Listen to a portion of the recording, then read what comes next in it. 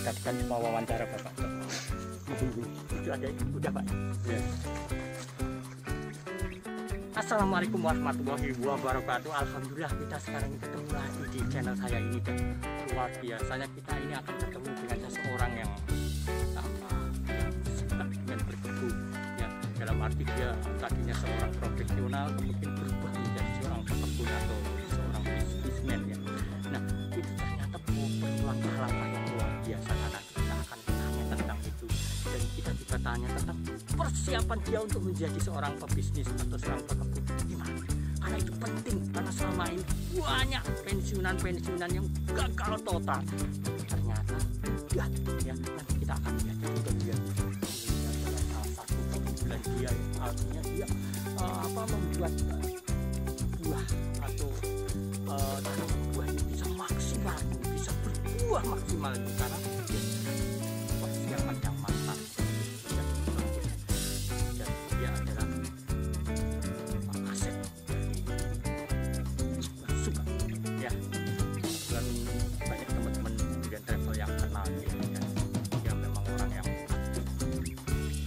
tapi yang paling penting rahasia dia untuk sukses. Oke, terima kasih. Wassalamualaikum warahmatullahi wabarakatuh.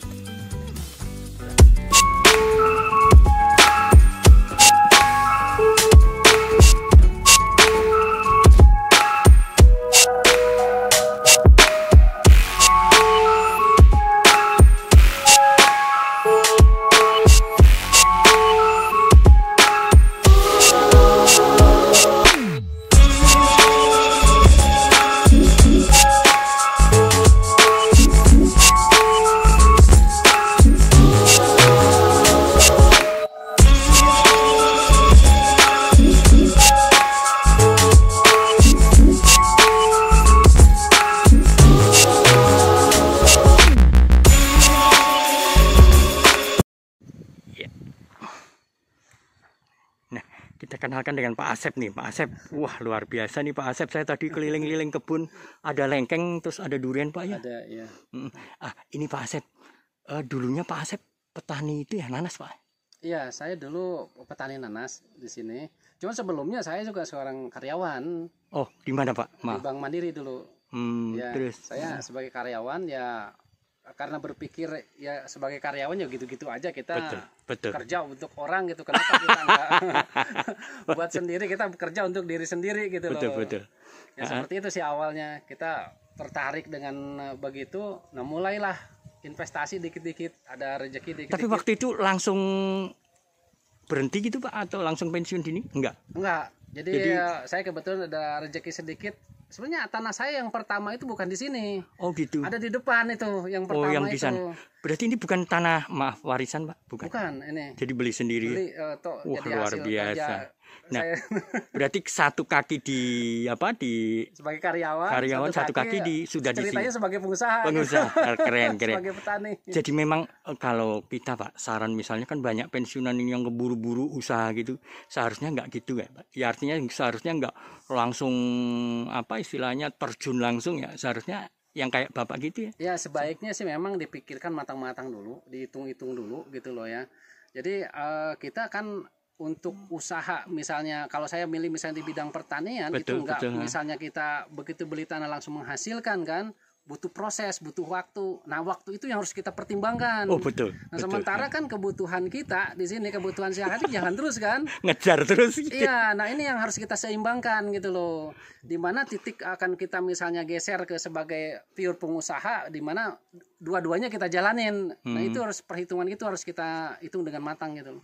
Ya karena kalau udah tuntutan kebutuhan kita udah berat Pak ya. Betul. Istilahnya kita berpikir borok-borok berpikir tentang bisnis kita gitu kan Pak, kalau sudah kebutuhan mendesak gitu ya.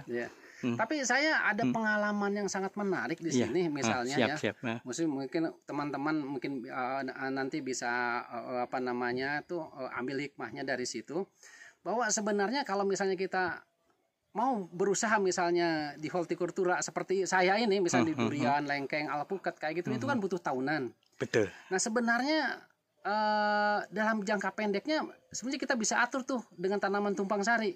Dan itu udah saya lakukan. Dan Bapak memulai dengan nanas yang itu? Saya memulai dengan nanas. Nanas madu Subang. Nanas Subang ini ya, nanas madu Subang itu. Nanas itu kurang lebih kalau dari awal kita 1,5 tahun baru menghasilkan. Tapi udah panen yang kedua itu kurang lebih 8 bulan udah bisa berbuah. Apalagi nanas bisa serempak, Pak. Ya, nanas itu untuk untuk pembuahannya itu bisa kita atur. Jadi dia pembuahannya sama kayak lengkeng new crystal gitu. Betul. Dia pakai booster. Oh gitu. Jadi kalau alami memang dia ada waktunya, alami memang itu ada di situ. Kalau dia udah cukup umur misalnya dia keluar, tetapi dia bisa setting kalau nanas itu. Kapan kita mau buahkan itu kita bisa setting dengan booster itu. Wih, keren. Seperti itu. Jadi kita walaupun misalnya kita penanaman dalam skala besar, itu kita bisa atur waktu pembuahannya. Saya kayak kemarin misalnya, saya ada kurang lebih 3 hektar yang saya tanamin nanas itu ya? Itu setiap bulan saya panen terus, nggak pernah putus gitu loh, karena pembuahannya saya atur gitu loh. Dan itu pemasukan yang luar biasa, Pak. Ya, kurang lebih seminggu 2 ton lah saya. Wow. Itu waktu itu harganya saya nggak jual ke bandar, tapi saya langsung jual ke jongkok-jongkok yang di pinggir jalan, tempat wisata itu kurang lebih 6.000 per kilo. Boleh tahu, Pak, 2 ton berarti berapa itu, Pak? Ya tinggal dikali aja lah.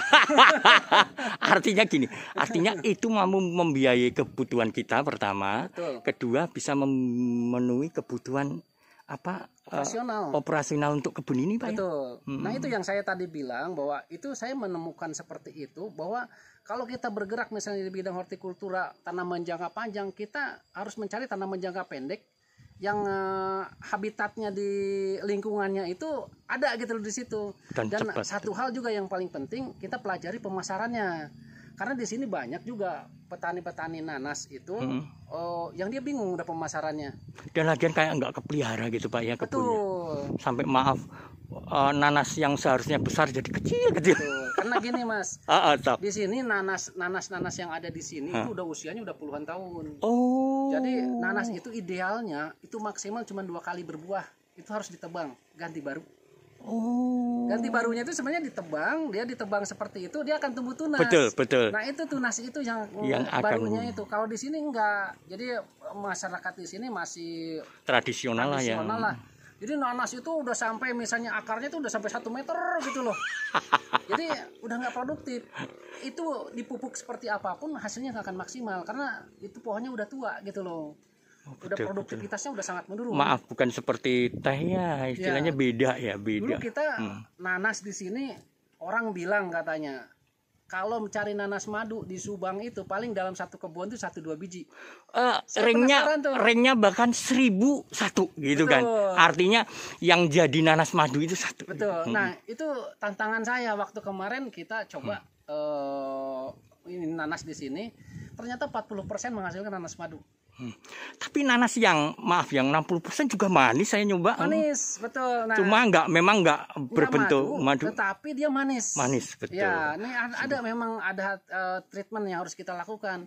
Intinya semua kalau misalnya kita di pembuahan, apabila misalnya unsur hara kita terpenuhi, otomatis misalnya buah akan menghasilkan buah yang maksimal sesuai dengan karakter buah itu sendiri gitu loh. Kayak durian ini, Pak, ya. Betul. Durian pun sama kan. Durian tuntutannya juga tinggi banget ya, Pak, ya. Iya, misalnya kayak kita punya musangking, kita punya bawor, kalau misalnya tidak dipupuk dengan baik, itu akan tetap mengkal aja nanti hasilnya.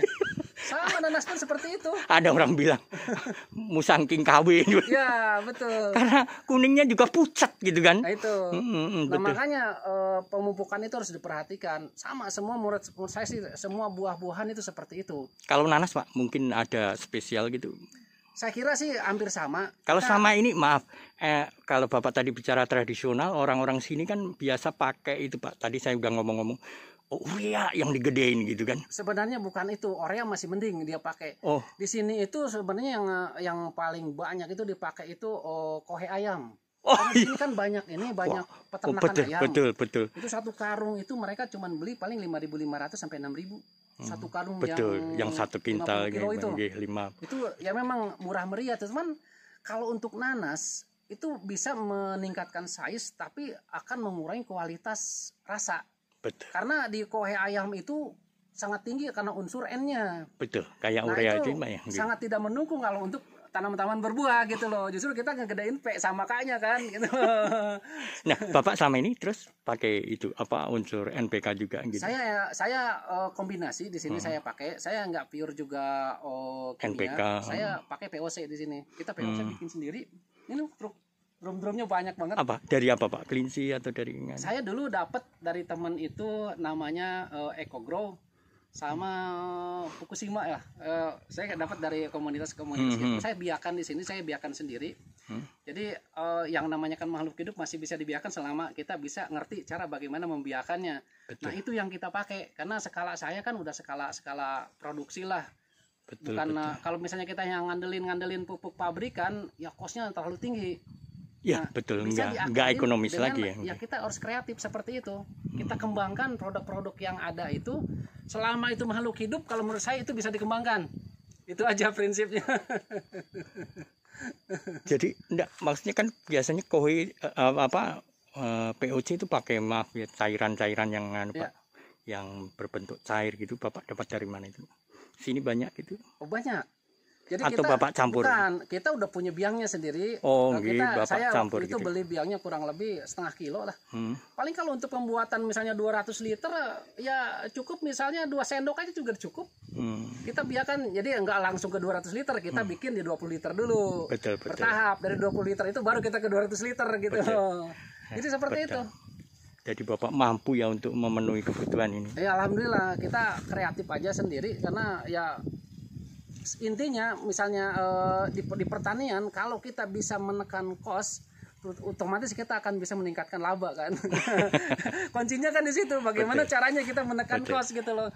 Nah sementara saya pelajarin misalnya cost yang paling gede misalnya di pertanian pemupukan. Ya makanannya. Iya makanannya masalah itu kan utama. Dan selama ini makanan kayaknya dicuekin sama teman-teman kita Pak ya, dalam artian ya kayaknya mengandalin tanah aja gitu nggak cukup Pak ya. Itu konsep yang salah kalau menurut saya. Itu tetap sama kayak kita, tumbuhan juga membutuhkan asupan gizi ya untuk bisa dia tumbuh, untuk dia bisa berkembang, untuk dia bisa menghasilkan buah. Sama kayak kita juga kan. Kalau Bapak lihat kegagalan montong salah satunya itu Pak ya, nggak dipupuk. Salah satunya itu. Di sini saya ada teman saya ini sebelah saya itu montong nih. Trouble terus tiap minggu. Saya coba kasih treatment, saya pikir dan dia yang salahnya itu apa? Dia pemupukannya itu setelah keluar bunga, setelah jadi buah. Saya pikir itu salah. Saya sudah terlambat ya. Bisa ngejar. Sudah terlambat ya. Sudah terlambat. Harusnya setelah panen baru dimulai gitu. Betul.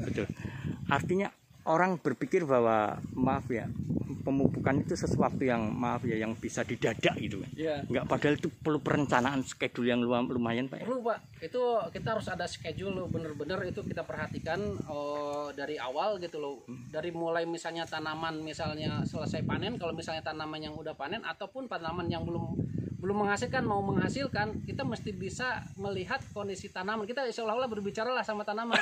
Kapan tanaman itu dia akan berubah fase dari vegetatif ke generatif gitu loh. Betul. Nah kita harus ngerti itu tuh. Karena pemupukannya itu disitulah kita masuknya pemupukan yang tepat gitu loh. Kalau kita misalnya tidak tepat masuk pemupukan, kita masa vegetatif misalnya dikasih pupuk generatif, ya nggak bakal berbuah gitu loh. Betul. Nah peralihan itu yang harus kita paham gitu loh di tanaman itu. Betul. Pas masa vegetatif atau pertumbuhan, justru terkadang kita nyoba pakai pupuk generatif gitu loh. Nggak bakalan berhasil gitu. Dan itu akan malah menghambat pertumbuhan pertumbuhan, dan yang kedua boros lah. Karena nggak sesuai artinya sasaran gitu dan loh. sia-sia gitu kan. Sia-sia. Betul. Nah itu yang harus kita perhatikan sebenarnya kalau di tanaman. Kita harus seolah-olah kita bisa bicara sama tanaman lah. Paham tanda-tanda yang dikeluarkan oleh tanaman itu seperti apa. Nah itu saatnya kita melakukan pemupukan yang tepat gitu. Kalau Bapak tahu kan PTP atau perkebunan itu kadang-kadang standarnya kan 4 kali Pak ya setahun. Kalau Bapak gimana Pak? Saya sama sih. Saya sebenarnya 3 bulan sekali. Cuman kalau saya imbangin sebenarnya dengan pupuk daun. Pupuk daun saya 2 minggu sekali. Saya lakukan. Maksudnya disemprot? Disemprot. Ya. Tenaganya Pak nggak luar biasa itu. Saya pakai Sansin. Semprotan gini yang gede itu ya? Yang gede. Jadi kalau satu semprotan ini luas saya itu kurang lebih sekitar 12 drum. Wow. 12 drum ini 200 liter. Caranya Pak untuk keliling? Itu kayak mobil. Wow. Taruh di sini di mobil. makanya maaf Bapak pakai istilahnya kalau Pak Jokowi itu suka dengan apa? Jalan-jalan gitu ya, Bapak. Jalan-jalan lebih dekat gitu ya. Iya, jadi dikeliling dari posisi drone ditaruh di mobil semua. Mau mesin sansinnya saya taruh di sini, pakai ini yang 100 meter, betul, 100 meter itunya. Betul. Kayak berantas hama itu ya. Iya, jadi betul. Lebih praktis, lebih cepat lagi itunya, penanganannya. Dan dia lebih karena dia semburannya kenceng gitu loh. Semuanya akan kena gitu loh. Betul. Kesemprot semua gitu loh. Ini karena kalau saya lakukan manual dengan semprotan kayak gitu, waduh terlambat ya Pak. Yang pertama itu kita kosnya besar, biayanya. Karena kita 2 orang aja saya mungkin bisa sekitar 4-5 hari nih. Betul. Untuk nyemprotnya itu. Yang kedua juga ke atas nggak nyampe dia. Nggak nyampe sampai ke atas, apalagi tuh pohon saya kan udah lumayan mulai tinggi gitu loh. 4 meteran sekarang Pak ya? Ya lebih lah. Udah 5 meteran mungkin ada. Seperti itu. Kalau selama ini Bapak ikut ya kayak komunitas gitu Pak ya, kayak Durian Traveler dan sebagainya gitu, memang bermanfaat Pak ya? Saya kira itu sangat bermanfaat ya. Kita banyak diskusi sama teman-teman di situ, sharing aja apa yang kita tidak tahu, kita coba tanya, diskusi sama mereka. Kadang-kadang ada hal-hal baru yang sebenarnya kita sangat butuhkan itu gitu, cuman kita nggak ngerti gitu loh. Atau kita punya problem misalnya di pohon ini seperti ini. Kadang-kadang kita sharing sama teman-teman, ini penanganannya seperti apa. Mereka kan udah banyak yang udah melalui itu. Pengalaman mereka ya di sharing ke kita. Coba kita praktekkan di sini seperti itu Pak.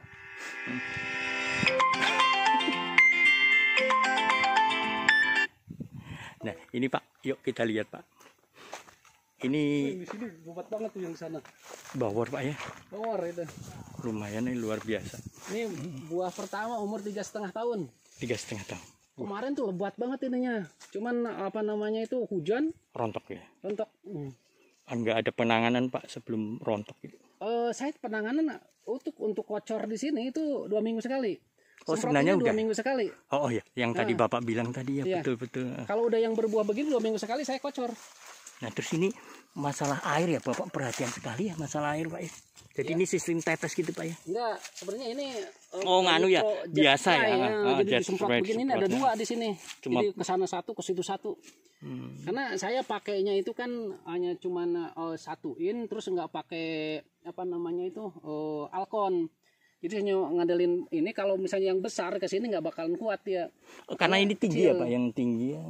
Betul. Kalau waktu kecil saya itu pakai irigasi tetes ini. Oh kecil. Gitu, jadi bertahap di ya. Di belakang di sana. Jadi pakai gravitasi saya. Betul. Kalau udah besar udah nggak akan kuat lagi, butuh air yang lebih banyak dia. Nah terus caranya gimana? Pakai ini selang-selang kayak gini nih ya? Iya ini selang ini. Luar biasa, keren. Nah itu bekas apa? Bekas apa nanas yang masih ada Pak ya? Ada. Mati dulu, sisa-sisa. Nah sekarang ditanamnya Bapak? Ini tanam kencur. Nganu Pak ya? Habis panen di sana tuh di belakang tuh masih ada tuh kencurnya. Lumayan Pak. Kalau hasilnya Pak? Lumayan kencur itu. Artinya Bapak survei dulu sebelum nanam kencur ini? Oh iya, karena di sini kebetulan juga pemasarannya juga lebih mudah.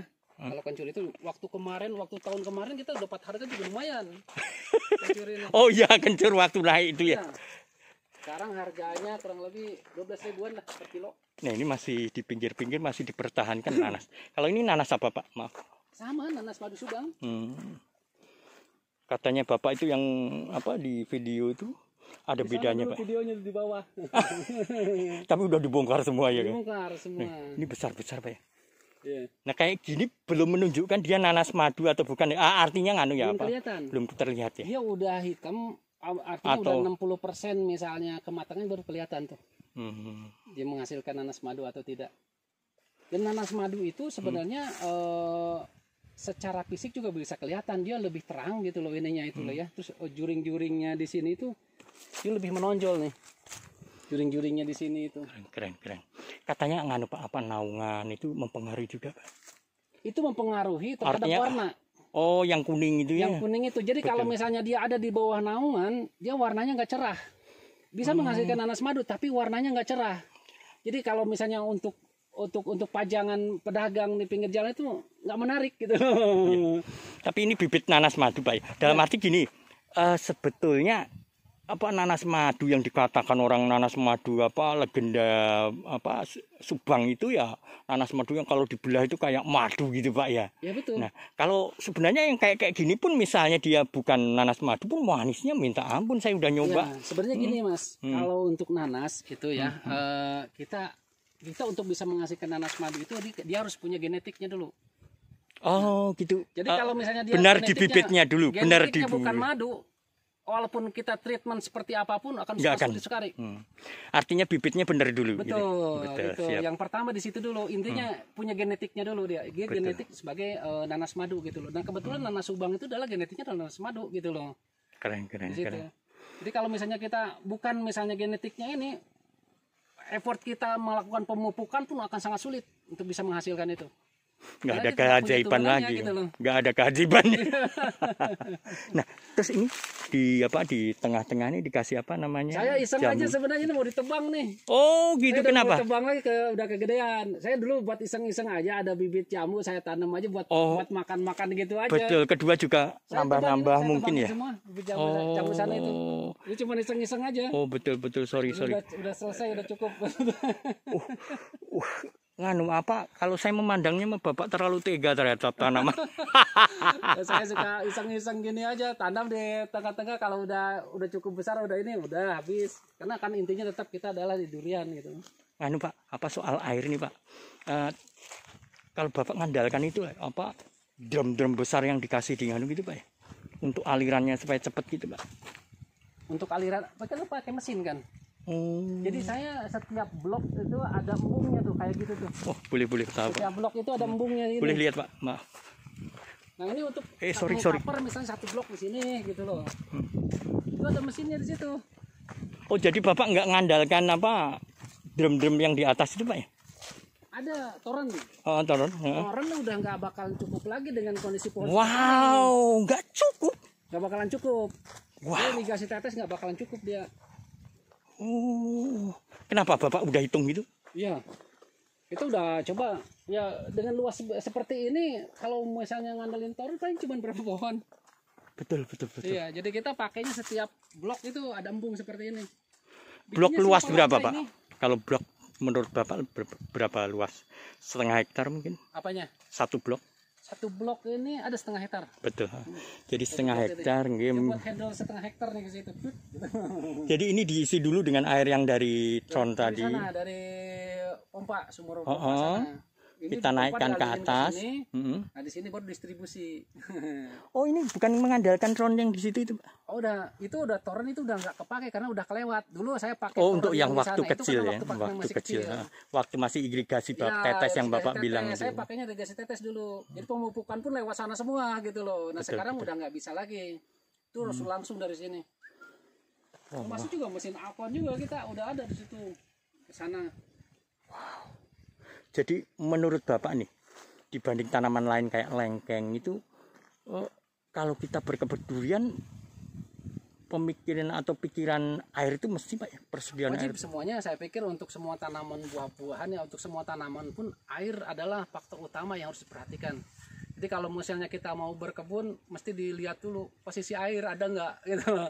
Karena nggak ada air ya percuma ngapain kita gitu loh. Iya, karena itu memang Iya.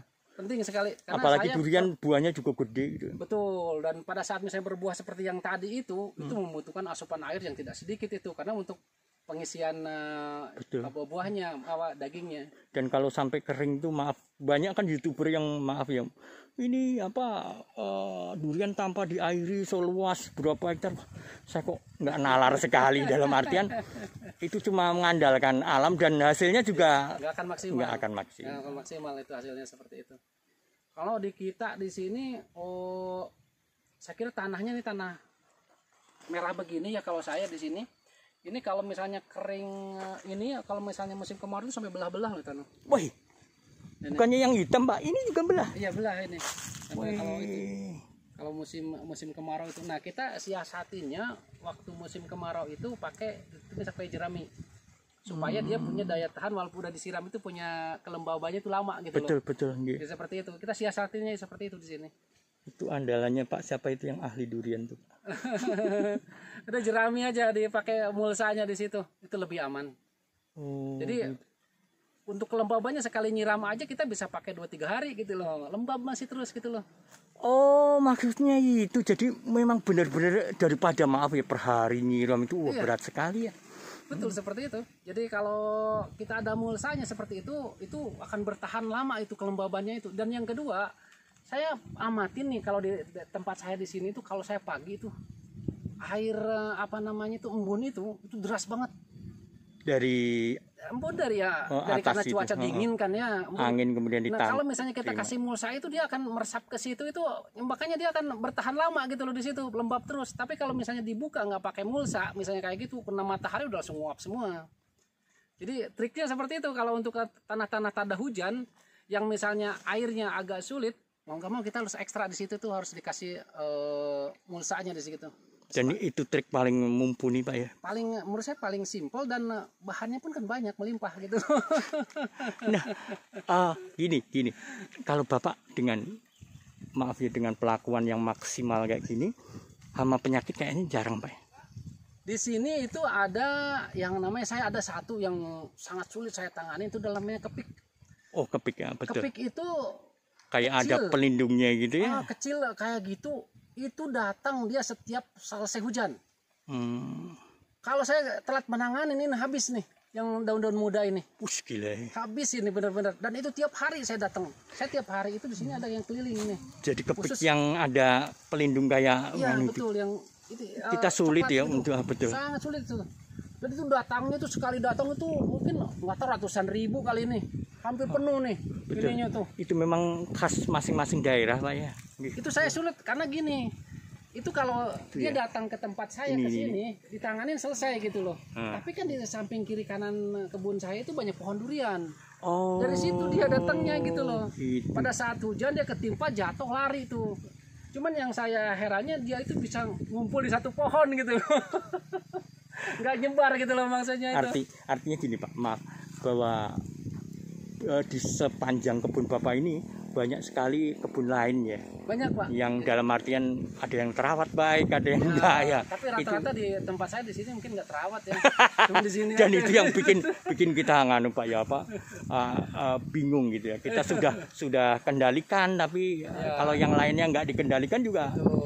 Berat. Tapi gini nih, si kepik ini juga ada untungnya untuk durian yang pada masa generatif. Sekarang misalnya nih, kita lagi berbunga, misalnya durian seperti ini, masuk kepik ke situ kan tunas-tunasnya habis dimakan itu. Malah beruntung itu kalau untuk duriannya lagi berbuah itu. Artinya dia nggak bersaing dengan buahnya. Betul, ada untungnya tuh di situ. Tapi kalau bagi saya, karena saya itu variasinya di sini ada yang kecil, ada yang besar gitu loh. Kalau saya tetap merugikan gitu. Artinya tanamannya nggak serempak Pak ya, sama gitu. Berapa hektar sih Pak sebenarnya Bapak punya untuk durian, khusus durian? Durian itu ada sekitar 3 hektaran lah duriannya itu. Tapi tambahan kayak lengkeng itu ada ya 1 lengkeng hektar. Ada, saya lengkeng kurang lebih ada berapa pohon ya? Ada nah dibanding lengkeng Pak, dibanding lengkeng gimana Pak? Durian, tetaplah durian lah, jauh lah. Lengkeng lumayan agak repot kita pada saat pembuahan, kan kita mesti bungkus-bungkus masing-masing itunya. Kalau misalnya pokoknya masih mungkin ukuran-ukuran 2 meteran masih enak ngehandle-nya. Tapi kalau meteran udah tinggi misalnya di atas 3 meter, nah itu yang agak lumayan tuh maintenance-nya. Ada, ini saya lihat Bapak kebunnya bersih memang, ada Pak apa? Istilahnya ya seperti di kebun lengkeng Bapak yang di sana itu bersih juga. Karena kan di bawahnya ada tanaman tumpang sari saya. Oh iya. Jadi saya ngerawat tanaman tumpang sari sekalian ngerawat duriannya. Nah gitu. ini dia. Kadang-kadang orang nganu Pak ya, apa merasa berat di kebun itu dalam hal weeding atau pembersihan lahan atau pembersihan rumput itu. Tapi padahal kalau kita pakai itu tumpang sari itu bukan menjadi beban Pak ya. Bukan, malah kita menguntungkan itu sebenarnya. Luar biasa. Maksudnya lihat di sana kan tuh ada itu, yang di sana itu udah tinggi-tinggi tuh. Kencurnya. Betul. Nah, kencur itu juga kenapa saya pilih kencur itu tanamannya itu karena kencur itu akarnya itu mengandung mikoriza. Mikoriza itu sangat baik untuk pertumbuhan akar. Nah, saya akan sangat baik misalnya untuk tanaman-tanaman inti saya di situ gitu loh. Dan yang kedua, saya melakukan pemupukan di tanaman tumpang sari itu sebagai investasi buat tanaman inti saya. Jadi kemanapun tanaman itu bergerak akarnya, dia akan menemukan pupuk di situ.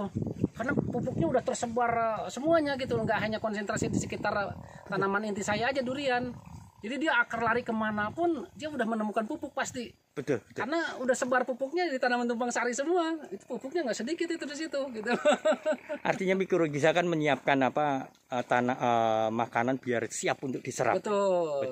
Keren. Jadi seperti itu. Jadi kenapa saya lakukan misalnya dengan tanaman seperti itu? Karena dia menguntungkan, karena dia mengandung akarnya itu kayak seperti akar bambu tuh, mengandung jamur mikrorhiza dia di situ.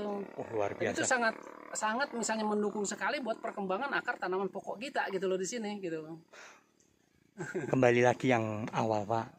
Bapak kan orang kantoran ibaratnya, tiba-tiba kemudian sekarang jadi orang yang kayak gini. Ada bedanya jauh nggak sih, Pak? Saya lebih bahagia. Wah, ini klasik kalau ini, Pak. Jawabannya klasik. Saya lebih bahagia di sini, dan yang kedua, saya lebih sehat di sini. Dulu badan saya gemuk tapi di sini simpel, dan sekarang penyakit agak jauh deh ya.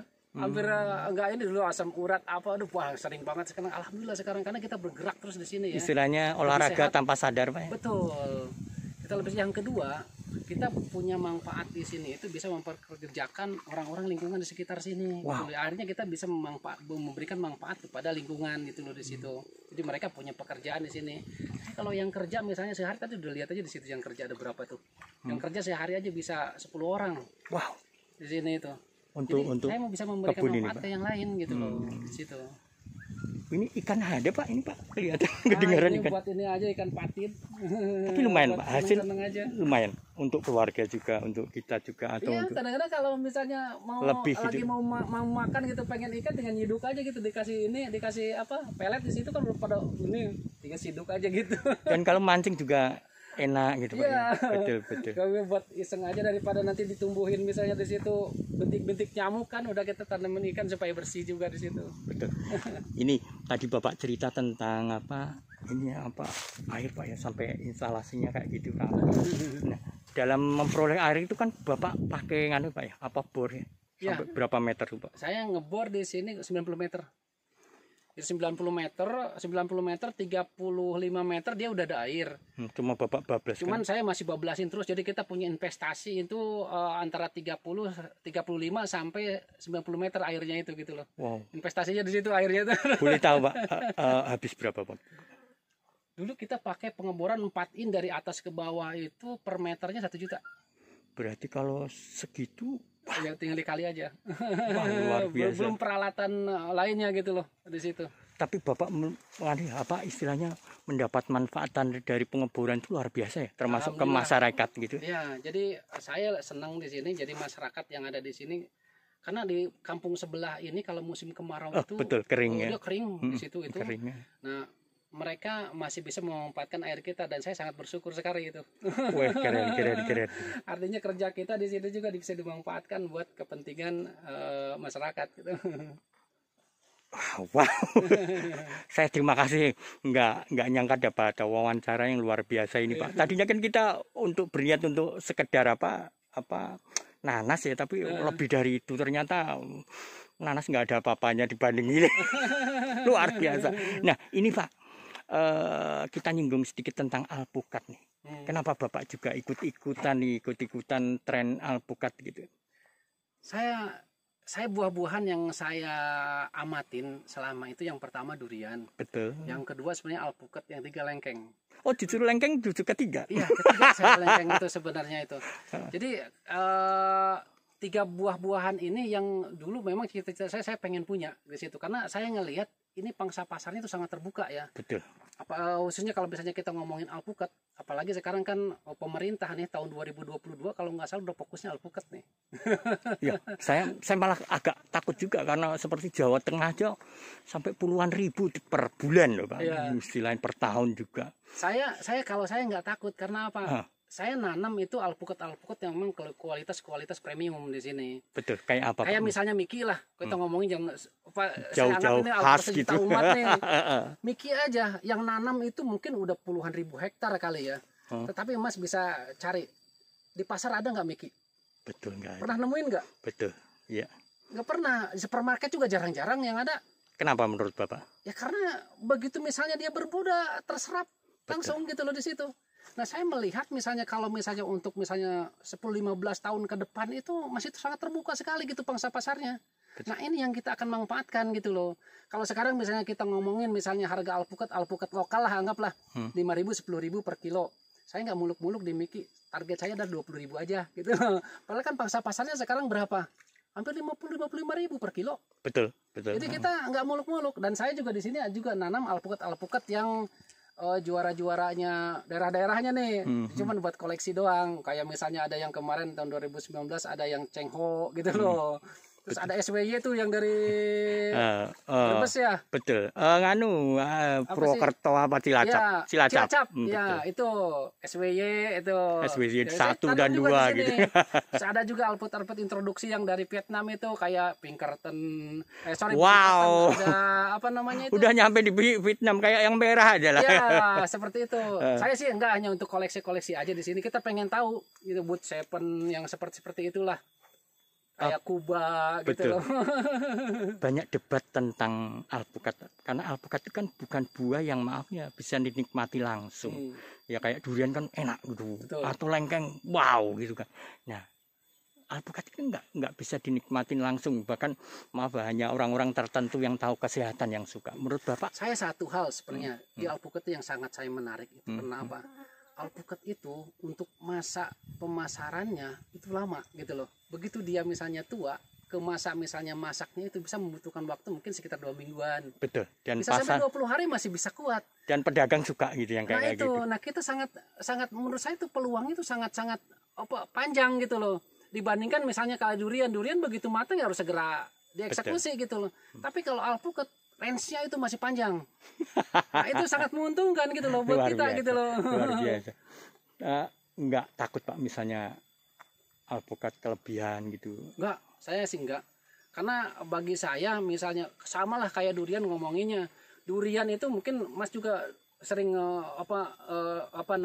liput durian bawor kayak betul. Setiap bulan yang keluar durian bawor berapa puluh juta yang keluar ke sana. Mana durian bawor sekarang? Itu susah banget kalau mau cari juga. Betul. Sama kayak alpukat juga seperti itu. yang merasa berdosa malah saya, Pak. Saya ngeluarin udah ribuan atau puluhan ribu bibit. Oke, betul. Tapi di mana bawor yang saya kirim? Apa mati atau saya minta maaf ya dalam ini. Kenapa gitu? Jadi prospeknya memang Bapak sudah melihat. Saya ngelihat misalnya kalau untuk 15-20 tahun ke depan masih terbuka ya. Dan menurut saya ya ke depannya tinggal kita ngomongin kualitas buah kan. Betul. Kalau kita punya kualitas buah yang baik nggak usah takut untuk jualan. Yang penting satu dulu yang penting kualitasnya dulu. Kita jaga itu aja dulu. Jangan kalau kita udah punya kualitas yang bagus, udah mau kayak gimana gampang kita jual. Ini Pak, Bapak kan saya minta maaf nih, tadi saya kebetulan pakai motor aja udah kesulitan masuk ke kebun Bapak ya karena jalannya memang masih belum sempurna atau belum bagus banget. Nggak ada kepikiran Pak untuk wisata buah kayak durian travel kan mengadakan. Ini tujuan saya sebenarnya ke depannya itu seperti itu. Saya ingin di sini jadikan tuh wisata buah. Di sini kan udah ada nanas. Nanas setiap kebun udah punya nih buat sampingannya, dan kita tinggal dirikan di sini adalah pohon-pohon pokok yang premiumnya yang bagus kualitasnya. Dan alhamdulillah saya ini di jalan depan yang mau masuk ke tempat saya ini mau dicor nih. Ini sangat mendukung itu yang kemarin itu persiapan buat ngecor nih. Mau dicor nih sampai sini. Jadi bagi kita misalnya petani di sini, program pemerintah itu benar-benar sangat menunjang buat transportasi kita gitu loh, untuk kemudahan untuk meningkatkan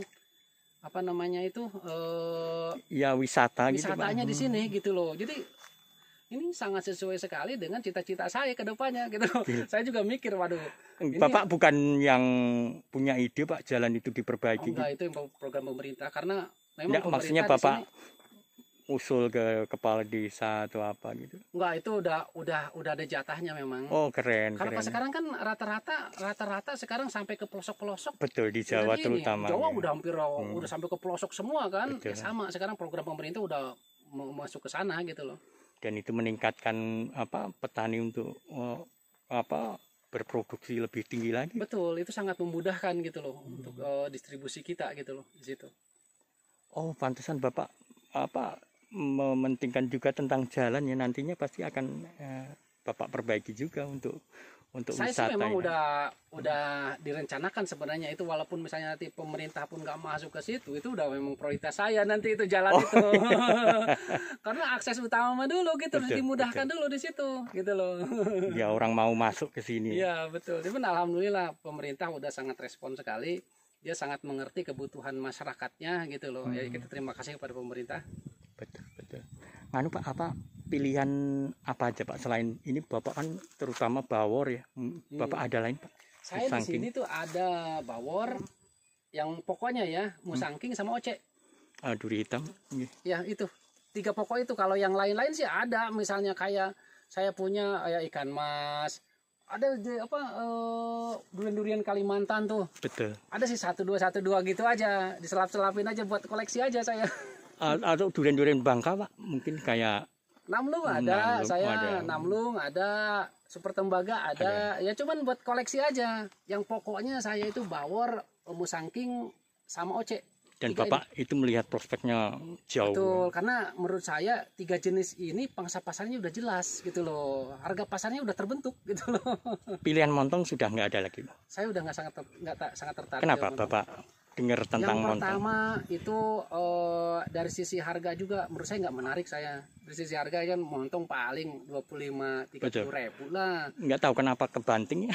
Iya, yang kedua itu memang perawatannya juga cukup ekstra kalau montong itu. Karena rawan terhadap hama penyakit. Betul, tidak sesuai karena menurut saya dengan hasil buahnya gitu loh. Kalau misalnya bawor, apalagi musangking oce kan udah terbukti lah. Betul. Harganya pun bisa 2 kali lipatnya montong kan, daripada mendingan saya pilih yang itu. Bahkan 3 atau 4 kali lipat Pak. Iya. Sekarang maaf, oce masih ada yang 1 kilo itu sampai 800 dan itu rebutan Pak. Itu rebutan. Saya sampai ya Allah, mau makan durian aja 2 kilo udah 1,6. Iya. Luar biasa. Nah itulah sebenarnya yang harus kita sikapin itu. Jadi kita sih sebagai petani melihat perkembangan pasar juga gitu loh di situ. Karena kalau saya prinsipnya merawat durian premium sama merawat durian lokal sama aja kalau merawatnya. Cuman nanti yang ngebedakan hasilnya kan, nanti hasil akhirnya gitu loh. Per kilogramnya kalau merawat juga sama aja semuanya gitu loh. Luar biasa ya. Saya nggak habis pikir kenapa Bapak langsung ke hortikultura Pak, atau ke tanaman buah-buahan, bukan pilihan yang lain. Saya sebelumnya juga sebelum ke hortikultura ada usaha di otomotif. Oh gitu, ya, terus saya dulu gimana? punya showroom, ada jual mobil bekas. Termasuk itu rancangan sebelum pensiun? Iya, sebelum pensiun saya ke situ dulu. Sambil dari hasil investasi itu ya kita beliin tanah, kayak gitu. Karena saya udah tujuan akhirnya dulu ke sini gitu loh. Cuman kalau saya ngelihat sih di otomotif perkembangan ke depannya itu menurut saya nggak begitu bagus. Dan semua orang bisa. Ya.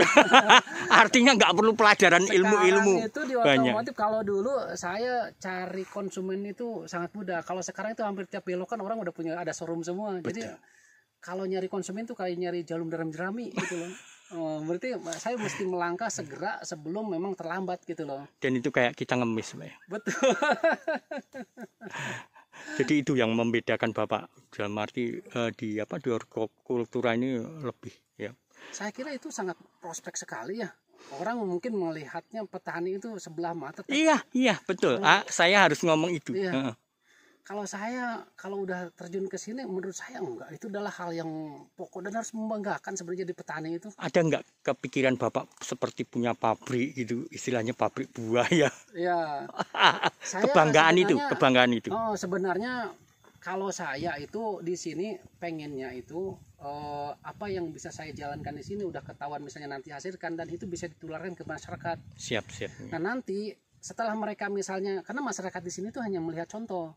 Kalau kita misalnya langsung tiba-tiba sekarang tanam ini, ditolak habis-habisan sama mereka. Betul. Kita akan itu cara berpikir yang nikmat ya Kita istilahnya. berikan contoh di sini, kita lihatkan hasilnya, baru kita edukasi ke masyarakat. Ayo, nah saya pengen misalnya menjadi nantinya itu sebagai jembatan antara masyarakat dengan apa namanya hasil akhirnya bisa dengan mungkin nanti penjual buahnya, bisa dengan konsumennya. Jadi saya membentuk dulu sekarang. Seakan-akan karena saya ingin komunitas juga ya. Masyarakat juga ikut menikmatin apa namanya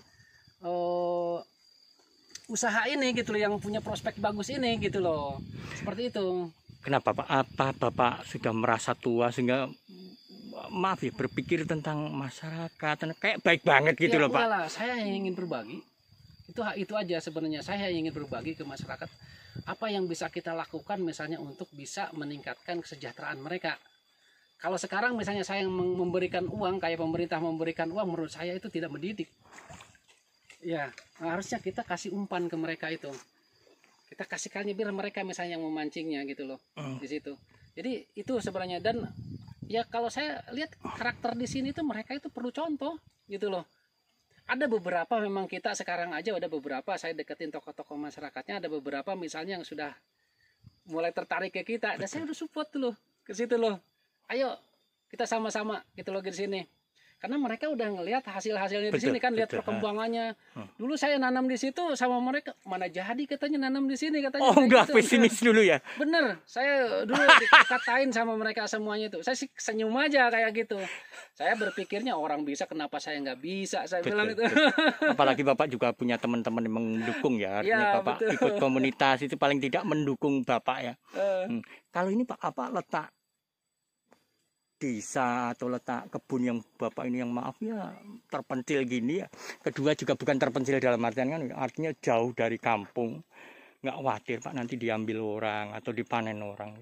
Nah ini salah satu dulu saya kenapa memilih lokasi di sini dan mengembangkan ke sini itu karena faktor itu tadi, stabilitas keamanannya. Oh gitu. Ya saya alhamdulillah di sini walaupun barang belatakan dan saya nggak saya pagar nih.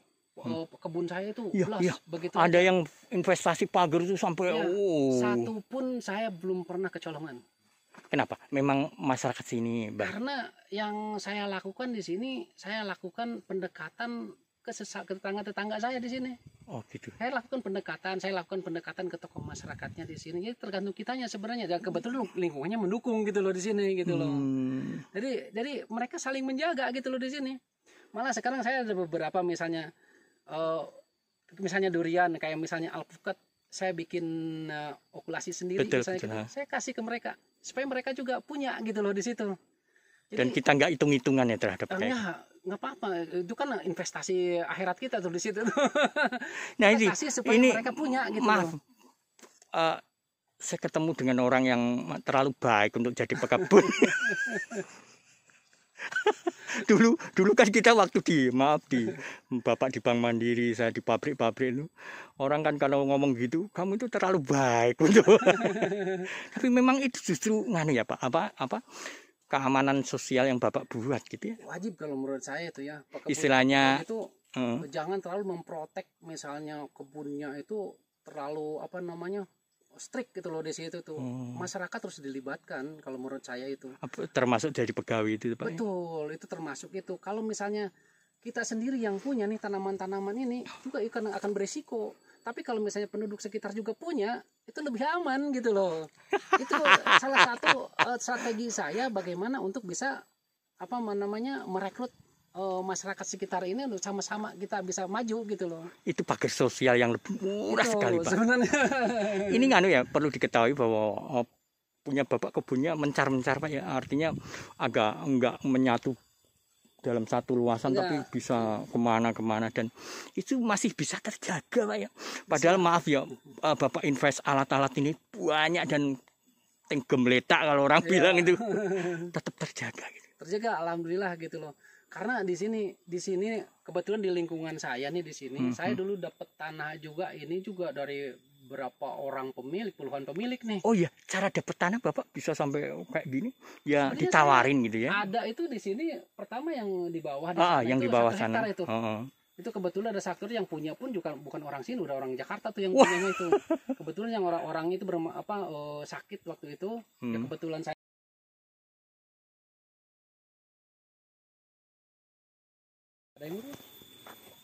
ini yang contoh yang ini juga yang nggak keurus nih. Ini guru nih. Jadi artinya mereka memang bukan profesional untuk pekebun, Pak. Jadi mereka seakan-akan kepingin dapat hasil tapi nggak mau merawat lah. ini contoh yang luar biasa. Padahal buahnya juga lumayan, Pak. Pohonnya kalau menurut saya udah jelek ini, kan udah pohon udah iya. kecil gitu kan. Yang tadi Pak bilang bahwa memang pohon perlu ya diperemajakan terus ya. Harus diremajakan. Kalau nanas itu udah maksimal aja dua musim udah dua kali buah udah selesai. Tapi kalau misalnya lihat di perusahaan-perusahaan kayak Giant yang di Lampung itu sekali panen udah tebang dia. Oh, itu saya pesan bibitnya nggak boleh Pak? MD2. Iya, MD2. Saya dulu punya di sini. MD2. Ada bisa pesen itu. Tapi warnanya itu nggak keluar. Ini contoh nanas madu, Pak ya. Nanas madu. Tapi belum maksimal ya nih, Mbak.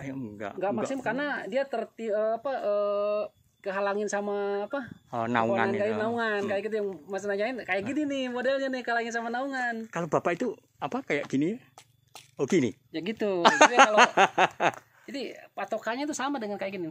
Oh iya. Nah itu karena kalau nanas madu banyak mengandung air dia. Oh jadi di dalamnya begitu plak. Iya. Betul. Nah kalau yang misalnya yang biasa itu bunyinya trung kayak gitu. Karena kering. Ya. Itu. Oke Pak, dibuka aja Pak, monggo Pak. Nggak apa-apa lah. Kita lihat dulu ya. Sekalian di sini. Nah lihat nih. Bukan Mas. Bukan. Membedakannya gimana Pak? Kalau madu itu dia kuning. Oh iya, kayak telur gitu ya. Isinya kuningnya membedakannya. Gitu. Tapi ini pun udah manis kayaknya. Kita coba aja. Kita coba aja lah untuk manis.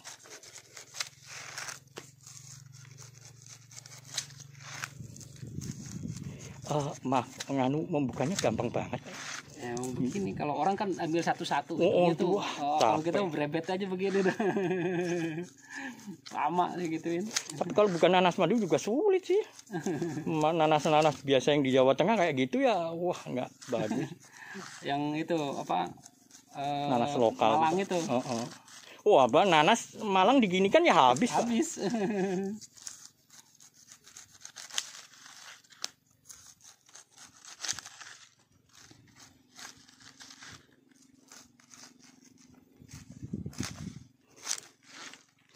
Sudah Pak, saya pengen nyoba aja Pak.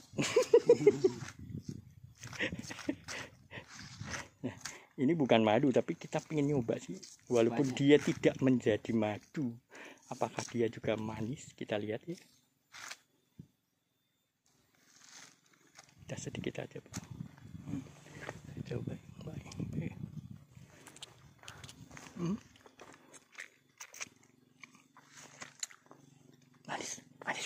Manis banget dah. Manis. Meskipun ada sedikit rasa segar, saya lebih bukan masam sih, rasa segar ya. Jadi itu. Gitu aja.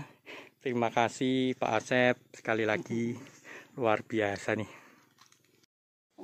Tahun kemarin saya bisa jual sampai 40.000 per kilo. Ini berapa ton Pak di sini? Ini sekitar 3 tonan ada. 3 ton. Wah, luar biasa. 3 ton.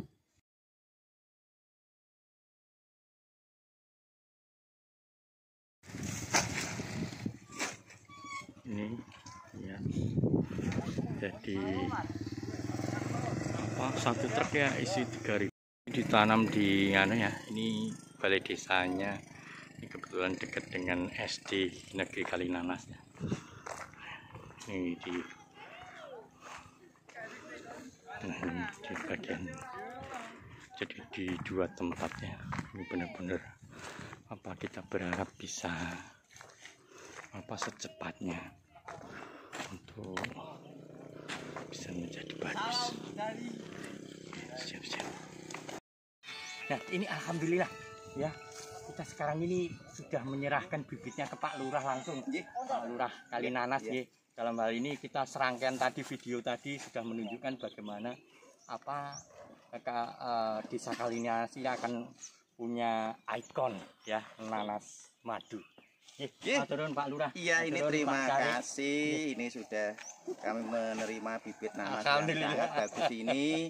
Mudah-mudahan nanti bagi kita semua menjadi ikon besar di desa Kayak Nanas, akan manfaat untuk masyarakat semuanya. Juga bapak-bapak, teman-teman yang insya Allah memberikan donasi nanti juga mendapatkan barokah dari Tuhan. Amin, amin, amin. Iya, sami-sami. Nah, ini nanas yang sudah kita tanam selama 6 bulan dan lihat dia sudah berbuah ya. Heran. Itulah kelebihan dari nanas madu dari Subang ya. Dia punya kelebihan dibanding nanas lain genjah, dan seperti yang kita lihatkan dia manis gitu ya. Apalagi nanas madu yang super istilahnya, yang ini lebih manis lagi. Ini ditata, ini ditanam oleh ibu-ibu. Jadi lihat dia keren ya. Meskipun secara pemeliharaan kurang maksi, tapi lihat ini sudah berbuah. Entah mungkin karena sudah dipupuk NPK, ini kebetulan sudah dipupuk NPK, tapi rapi ya. Dalam arti dia masih punya jarak tanam dibandingkan yang lain. Ya ini sudah berbuah. Ya semoga aja bagus ya. Sampai sini ya. Ya. Ini sekitar 2000-an ya. Kurang, tapi ya nanti untuk rencana tahun depan akan ditambah lagi. Tapi lihat ya, keren deh ya. Sudah berbuah. Syukur ya, mungkin belum maksimal untuk pemeliharaan, tapi secara sudah dipelihara karena dipelihara oleh pihak desa untuk memberi percontohan bagi desa sini. Ini ada yang dapat atau gimana ya, nampaknya kurang normal, tapi bagus nih, lihat nih, sudah berbuah. Ini juga sudah berbuah ya. Ini kemungkinan dengan sudah berbuahnya kayak gini akan segera ditambah untuk populasinya.